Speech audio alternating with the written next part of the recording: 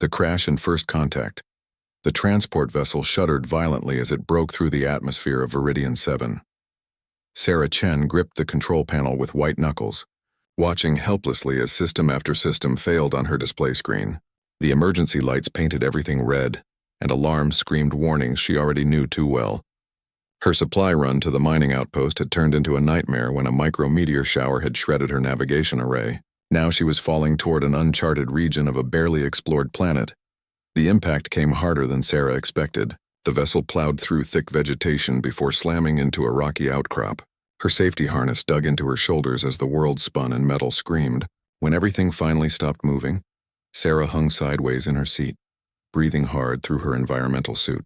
Smoke filled the cabin and sparks rained from damaged circuits above her head. Sarah released her harness and dropped awkwardly to what had been the side wall of her cockpit. Every muscle ached, but nothing felt broken. Her engineering training kicked in immediately. She checked her suit integrity first, relieved to find only minor damage to the outer plating. The vessel itself was a total loss. The hull had cracked open like an eggshell, and the engine compartment was completely destroyed. She could smell the acrid scent of burned insulation even through her helmet filters. She climbed out through the torn hull and surveyed her surroundings. Dense forest stretched in every direction, with trees that had bark like purple crystal and leaves that chimed softly in the wind. The sky above showed 3 moons already visible despite the daylight, hanging like pale ornaments against the green-tinted atmosphere. Sarah had studied the briefing files on Viridian 7, but reading about alien flora was different from standing in the middle of it. Her emergency beacon was damaged beyond repair, crushed in the impact. The backup communicator sparked and died when she tried to activate it. Sarah felt a cold weight settle in her stomach. The mining outpost expected her 3 days ago, but search patterns this far from established routes could take weeks. She was alone with limited supplies and no way to call for help. Sarah established a small camp about 50 meters from the wreckage, in a clearing where she could see approaching danger. She spread out her tools and began the long process of salvaging anything useful from the destroyed vessel.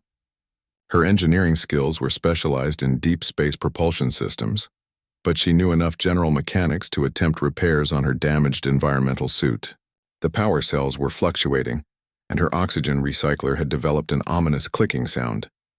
She worked methodically, losing herself in the familiar rhythm of diagnostics and repairs.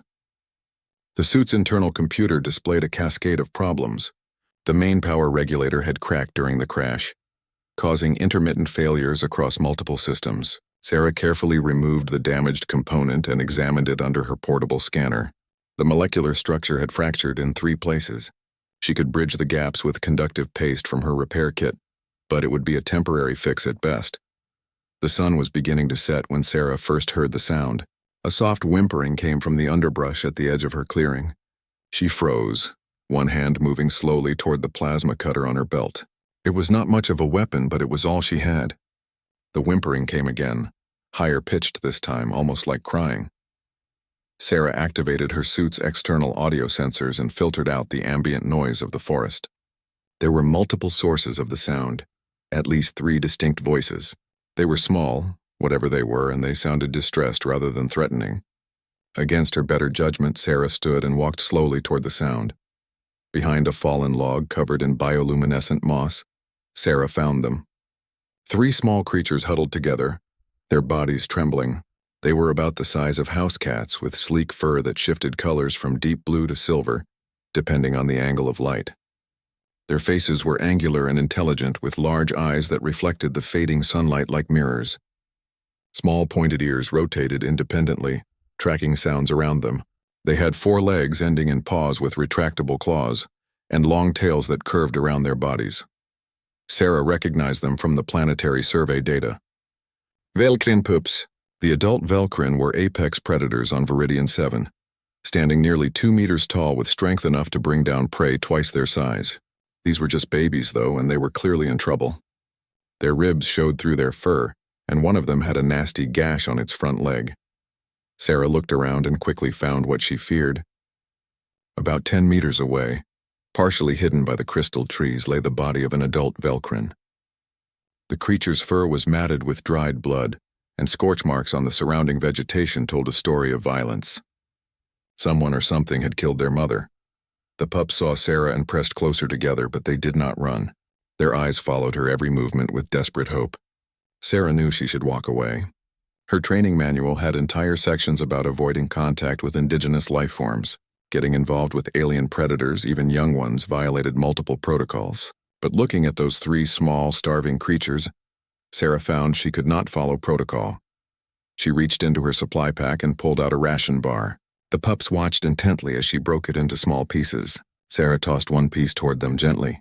It landed about a meter from the smallest pup. The little creature sniffed the air cautiously, its nose twitching. After a long moment of consideration, it crept forward and grabbed the food. Its eyes widened with what Sarah could only interpret as surprise, and it ate eagerly. The other 2 pups needed no further encouragement. They came forward and accepted the pieces Sarah offered. Within moments, all 3 were eating as if they had not seen food in days, which was probably true. When the ration bar was gone, they looked at Sarah with expressions that seemed almost grateful. They did not approach closer, but they did not leave either. Sarah returned to her work on the environmental suit, and the pups settled down near the edge of her camp. They maintained a cautious distance but watched everything she did with intense curiosity. Sarah found herself talking to them as she worked, explaining what each tool did and why each repair was necessary. It helped her concentrate, and the pups seemed to enjoy the sound of her voice. She held up her molecular welder and activated it, showing them the bright blue flame. This tool can bond metal at the atomic level, very useful for sealing cracks in pressure vessels. One of the pups, slightly larger than the others, made a soft trilling sound as if asking a question. Sarah smiled inside her helmet. You want to know how it works? The magnetic field aligns the molecular structure while the plasma stream provides the energy for bonding. The pup tilted its head and made another sound different from the first. As darkness fell, Sarah activated her work lights. The forest around them came alive with bioluminescent plants that glowed in shades of blue and green. Strange calls echoed from distant parts of the forest, some musical and others threatening. The pups moved closer to Sarah's circle of light, clearly nervous about the sounds they were hearing.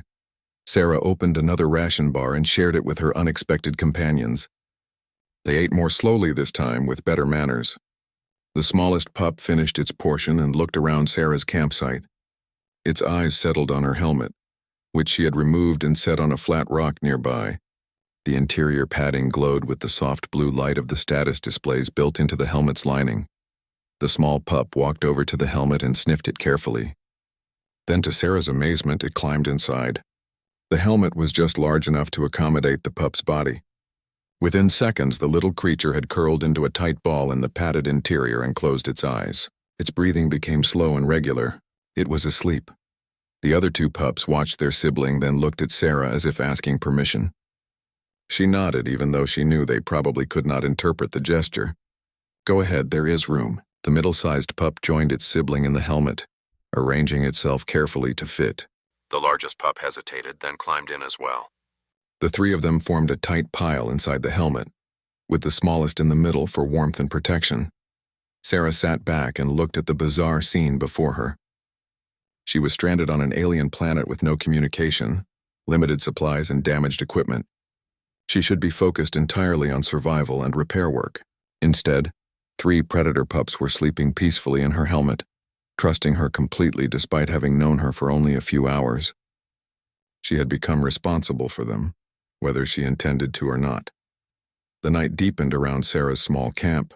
She returned to her repair work, but now she was not alone. Every hour or so, one of the pups would wake up, look around the clearing, and then settle back to sleep.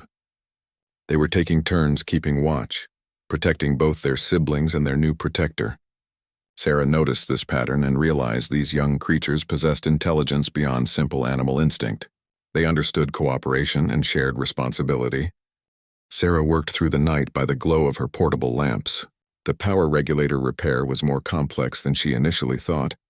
The conductive paste would hold temporarily, but the entire system needed recalibration. One mistake in the quantum field alignment could cause a catastrophic failure.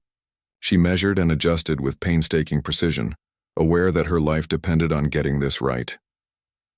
Around midnight, the smallest pup climbed out of the helmet and walked over to where Sarah was working. It sat down beside her and watched her hands manipulate the tiny components. Sarah explained what she was doing. even though the pup could not possibly understand technical engineering concepts. This is a quantum stabilizer. It maintains the power flow throughout my suit systems. If the field collapses, everything stops working. The pup made a soft questioning sound and leaned closer to examine the component. Sarah held it where the pup could see it better. The small creature studied the device with surprising focus, its eyes tracking the faint energy patterns visible on Sarah's scanner display. When Sarah inserted the stabilizer back into its housing, and the scanner beeped to confirm proper installation, the pup's ears perked up at the sound. As the night progressed, the pups rotated their watch duty without any visible signal between them. While two slept, one stayed awake to observe Sarah and monitor the forest around them. They never left the clearing, but Sarah could tell they were alert to every sound and movement beyond the circle of light. These young Velcrin had already developed the instincts that would make them formidable predators as adults, but right now they were still vulnerable children who needed protection. The middle-sized pup showed particular interest in Sarah's tools during its watch period. It examined each instrument carefully, sniffing and occasionally touching them with a gentle paw. When Sarah set down her plasma cutter to rest her hands, the pup moved closer to investigate. Sarah quickly pulled the tool away. "That is still hot from use. It could burn you." The pup immediately backed away, seeming to understand the warning in her tone if not her words. By dawn, Sarah had made significant progress on her repairs. 3 of the 5 critical systems were functioning normally again. Her communications were still offline, but her weapon systems had come back online and her environmental controls had stabilized. Most importantly, her power core was holding steady. She would not freeze or suffocate, at least not immediately. The pups were all awake now, sitting in a row and watching Sarah work with focused attention. They made soft chirping sounds to each other, a complex series of calls that seemed to carry meaning. Sarah wondered if they were discussing her, sharing observations about the strange creature who had fed them and let them sleep in her equipment. She counted her remaining rations carefully. 4 bars left, enough for 2 days if she was careful with portions. Sarah broke 1 bar into 4 pieces, keeping 1 small portion for herself and giving the rest to the pups. As they ate, she noticed something that made her smile. The largest pup, who seemed to be the leader, made sure the smallest got enough food before finishing its own share. They were taking care of each other. After breakfast, Sarah continued working on her suit while the pups explored the clearing. They investigated everything with careful curiosity, climbing on rocks and examining the crashed vessel from a safe distance, but they always returned to check on Sarah, making sure she was still there. The smallest pup seemed especially attached to the helmet, climbing inside even when not sleeping, apparently comforted by the soft electronic hum and glowing displays. Around midday, new sounds echoed through the forest, deep resonant calls that made the crystal trees vibrate. Sarah recognized them from her briefing materials. Adult Velcrin territorial signals. The pups heard the calls too and reacted instantly. All 3 ran to Sarah and pressed against her legs, their fur standing on end and their ears flat against their heads. They were terrified. Sarah quickly sealed her suit's back panel and secured her helmet. The repairs were incomplete, but the suit was functional enough to provide protection. She activated her tactical scanner and saw multiple large heat signatures moving through the forest toward their position. At least 6 adult Velcrin were approaching, and they were coming fast. The pups whimpered and tried to hide behind Sarah's legs. She could feel them trembling against her suit. These young creatures knew instinctively that adult Velcrin from outside their family group meant danger. Sarah made a decision. She powered down her work lights and covered her tools with leaves, trying to appear as non-threatening as possible. Her plasma cutter was charged and ready, but she hoped desperately that she would not need to use it. The territorial calls were very close now. Sarah could hear heavy footsteps crushing through the undergrowth. She knelt down and gathered the 3 pups close to her, sheltering them with her armored body. They pressed against her, seeking protection from the unknown threat approaching through the trees. Sarah felt the weight of responsibility settle on her shoulders. Whatever happened next, she would protect these small lives that had chosen to trust her. Understanding and protection. The adult Velcrin emerged from the forest like shadows given form. 6 massive creatures stepped into Sarah's clearing, each one easily twice her height and built with powerful muscles that rippled beneath their color-shifting fur. Their eyes glowed with intelligence and caution as they assessed the scene before them. The pups pressed even closer to Sarah, their small bodies rigid with fear. The largest male took a position at the front of the group. His fur bore scars from countless battles and his presence radiated authority. He lowered his head to examine Sarah and the pups, his nostrils flaring as he scented the air. When he spoke, his voice was surprisingly clear despite the alien structure of his throat and mouth. He used Galactic Standard, the common trade language that most spacefaring species had adopted. "Human, you take cubs. Explain." The words were simple but carried an unmistakable tone of command and threat. Sarah felt her heart racing but kept her voice steady. "I did not take them. I found them alone. Their mother is dead." She gestured toward where the adult female's body lay among the rocks. The male followed her indication and studied the corpse carefully. His expression shifted to something Sarah interpreted as recognition mixed with grim satisfaction. That is, Miratha of the Stormclaw pack. She was enemy. Her cubs are enemy cubs. They die. The three pups understood enough of his words to realize their lives hung in the balance. The smallest one tried to burrow completely behind Sarah's leg, while the other two trembled violently. Sarah felt anger surge through her chest, overriding her fear. These were children, innocent of whatever conflicts had killed their mother. Sarah stood slowly, positioning herself directly between the scarred male and the pups. They are babies. They had no part in adult conflicts. They deserve to live. Two more adult Velcrin moved to flank her position, cutting off possible escape routes. Their claws extended slightly, each one as long as Sarah's fingers and sharp enough to cut through her suit's armor plating. The situation was deteriorating rapidly. The scarred male bared his teeth in an expression that might have been amusement or contempt.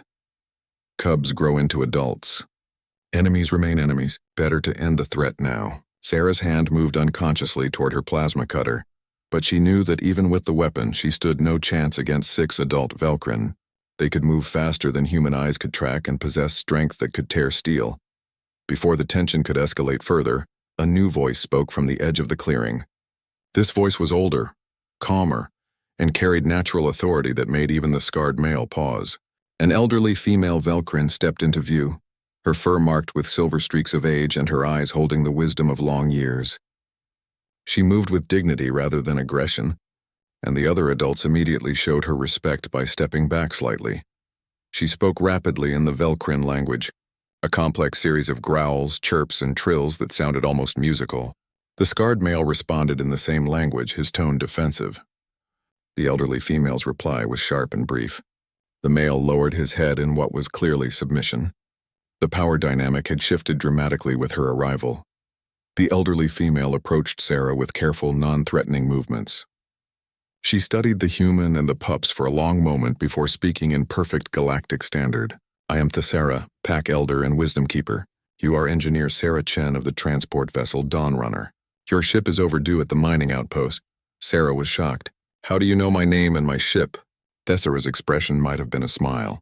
"We monitor human communications when vessels pass near our world. We know much about your species, though few humans know anything about us." She gestured toward the pups. "But this situation is unexpected. Why does a human engineer risk her life for Velcrin cubs, especially those from a rival pack?" Sarah chose her words carefully. "Because they needed help. Because they are just children. Because letting them die when I could prevent it would be wrong." Thessera moved closer and extended a clawed hand toward the pups. The smallest one, showing remarkable courage, crawled out from behind Sarah's leg and sniffed the elder's fingers. After a moment, the pup allowed Thessera to gently stroke its head. "These are not ordinary cubs. They are the last descendants of the Stormclaw bloodline, one of the oldest and most respected families on Viridian 7. Their mother, Miratha, was the final heir to leadership of her pack." Sarah absorbed this information with growing understanding. "I was protecting royalty without knowing it." Thessera nodded slowly. "The Stormclaw pack was destroyed in territorial wars. Other packs coveted their hunting grounds and their accumulated knowledge. Miratha fled here with her cubs to hide them, but she was found and killed." The scarred male, whose name Sarah learned was Dracon, spoke up again. "The Stormclaws took land from my family 3 generations ago. They killed my grandfather in dominance battles. Why should I show mercy to their descendants?" Thessera turned to face him with eyes that blazed despite her age. "Because this human has shown us something we have forgotten in our wars. The strong should protect the weak, not destroy them. This is the oldest law of our people, older than territorial disputes. She looked back at Sarah with something like wonder in her expression. You could have ignored these cubs. You could have focused only on your own survival. Instead, you shared your limited food, gave them shelter, and now you stand ready to fight 6 adult warriors to protect them. Why would you do this? Sarah thought about her answer carefully, aware that her words might determine the fate of 3 young lives. Because they were alone and scared. Because I had the ability to help and chose not to walk away. Because sometimes doing the right thing matters more than following protocols or thinking about personal safety. Sarah walked to where Sarah's tools and equipment lay scattered around her work area. The elder examined each item with obvious intelligence, picking up circuit boards and scanning devices with careful curiosity. You are trained for destruction, to fight and survive. Yet you use these tools to build and repair. You feed cubs that are not your species. You risk everything for creatures you barely understand. She looked up at Sarah. What kind of beings are humans? Sarah did not have a simple answer to that profound question. She had never thought of herself as representing all of humanity. She was just one person doing what felt right in the moment. The largest pup suddenly broke away from its siblings and ran directly toward Dracon. Instead of cowering, it sat down in front of the scarred warrior and looked up at him with steady eyes. The pup made a soft chirping sound and tilted its head in the same questioning gesture it used when watching Sarah work on her equipment. Dracon stared down at the small creature with visible confusion. The pup repeated its chirp and added a complex series of other sounds. It was trying to communicate something specific. Dracon knelt down, bringing his massive form to a less intimidating level. He sniffed the pup carefully and listened to its vocalizations. After a moment, he rumbled something in the Velcrin language. His tone had shifted from aggressive to uncertain. Sarah translated for Sarah's benefit. He says the cub smells of courage and hope. High praise from a warrior like Dracon. More adult Velcrin emerged from the forest, drawn by some signal Sarah had not detected. Within minutes, at least a dozen adults surrounded the clearing, representing multiple packs based on the variations in their fur patterns and decorative markings. Word of this unusual situation had spread quickly through the local Velcrin community. Sarah addressed Sarah again. You have created both a problem and an opportunity, Sarah Chen. These cubs cannot survive alone in the wilderness. They need a pack, a family to teach them how to be proper Velcrin. But which pack will accept the last members of the Stormclaw line? Some here want them dead to prevent future revenge. Others want to take them only to control their bloodline claim to certain territories. Sarah felt a sinking sensation. She had saved the pups from immediate death, but their long-term survival was still uncertain. The politics of Velcrin society were complex and dangerous. She made a decision that surprised even herself. What if they stayed with me? The clearing fell absolutely silent. Every adult Velcrin stared at Sarah with expressions of shock and disbelief. Even Sarah looked stunned. You would take Velcrin cubs back to human space? Away from their homeworld, their people, their entire culture? Sarah looked down at the 3 small creatures who had trusted her with their lives. The smallest one had climbed back into her helmet, watching the conversation with intelligent eyes. The middle one pressed against her leg for comfort and security. The largest sat bravely between her and the adult warriors, ready to defend her despite being impossibly outmatched. If that is what it takes to keep them safe, then yes. The silence stretched on for what felt like an eternity. Sarah could hear her own breathing through her helmet's audio system and feel her pulse pounding in her temples.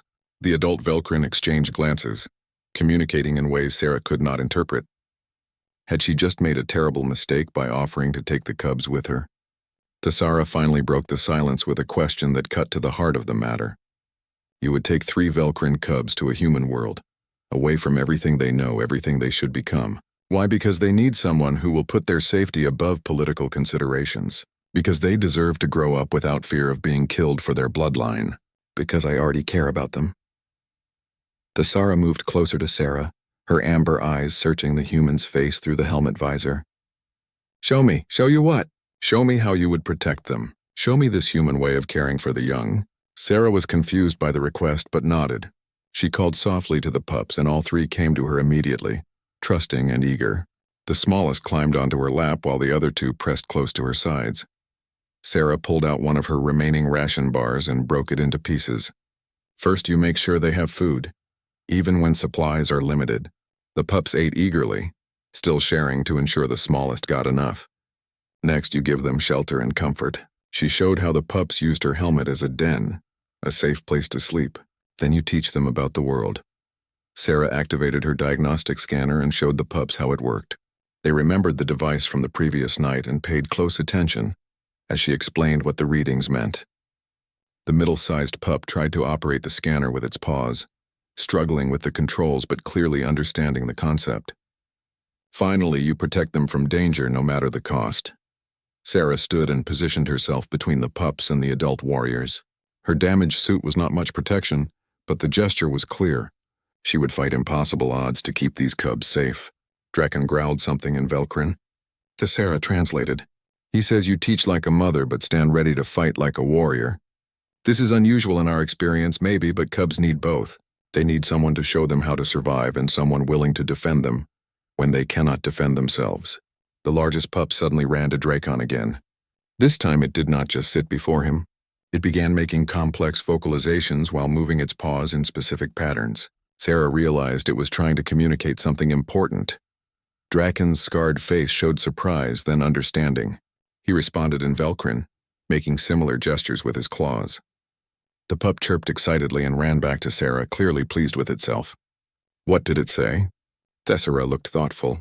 It told him about last night, about watching you work and learning about your tools, about how you explained everything patiently. It said you taught it to not be afraid of new things, to be curious instead of frightened. Sarah felt warmth spread through her chest. The pup had absorbed more than she realized. It was not just memorizing her actions, but understanding the principles behind them. The conversation was interrupted by more adult Velcrin arriving.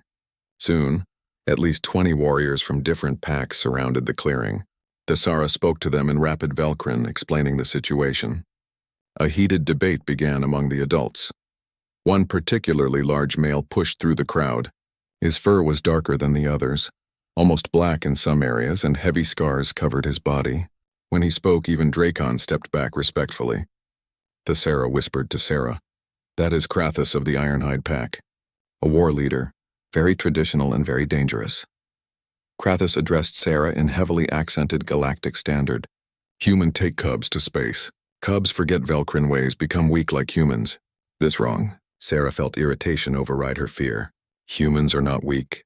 Krathus snorted dismissively. "Humans die easy. Soft skin, no claws, no fangs. Very weak. Strength is not just physical." Sarah gestured to her tools and equipment. "We use our minds to overcome our physical limitations. We create tools that make us stronger, faster, more capable. We adapt and learn and build. Tools break. Minds fail. Only true strength endures." Before Sarah could argue further, the smallest pup did something that changed everything. The tiny creature climbed out of the helmet and walked directly toward Krathus. The massive war leader looked down at the small pup with obvious surprise. The pup sat before him and began making soft sounds. These were not random baby noises. Sarah could hear patterns and structure in the vocalizations. The pup was trying to speak Velcrin. Krathus knelt down, bringing his huge frame closer to the pup's level. He listened carefully to the small sounds and then responded in simple Velcrin, speaking slowly and clearly like an adult teaching a child. The pup chirped excitedly and tried to copy his pronunciation. It was learning its own language from the adult warrior. Then the pup turned to Sarah and repeated the same sounds, as if trying to teach her as well. "What is it saying?" Sarah asked. Thessera smiled, showing teeth that were still sharp despite her age. "It is saying family.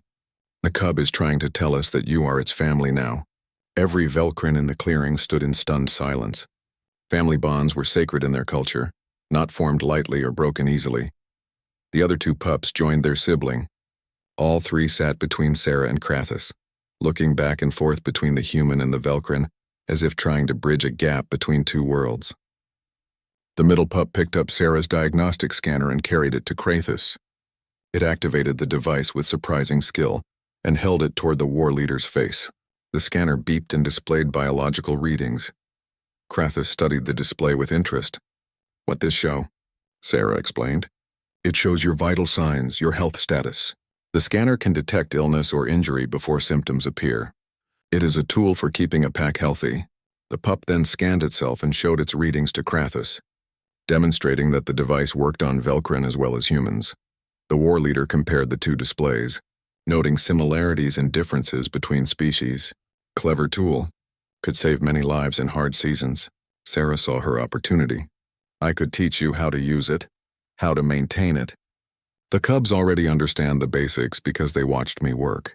The largest pup demonstrated by scanning its siblings and interpreting the results with chirps and gestures. It had learned so much from simply observing Sarah with careful attention. Krathus's expression slowly changed from suspicion to grudging respect. Cubs learn fast. Learn from human, learn from Velcrin. Maybe not weakness. Maybe new kind of strength. Thesara nodded with satisfaction. The cubs could be bridges between our peoples. They understand both ways of thinking, both ways of being. The debate among the adult Velcrin continued, but the tone had shifted dramatically.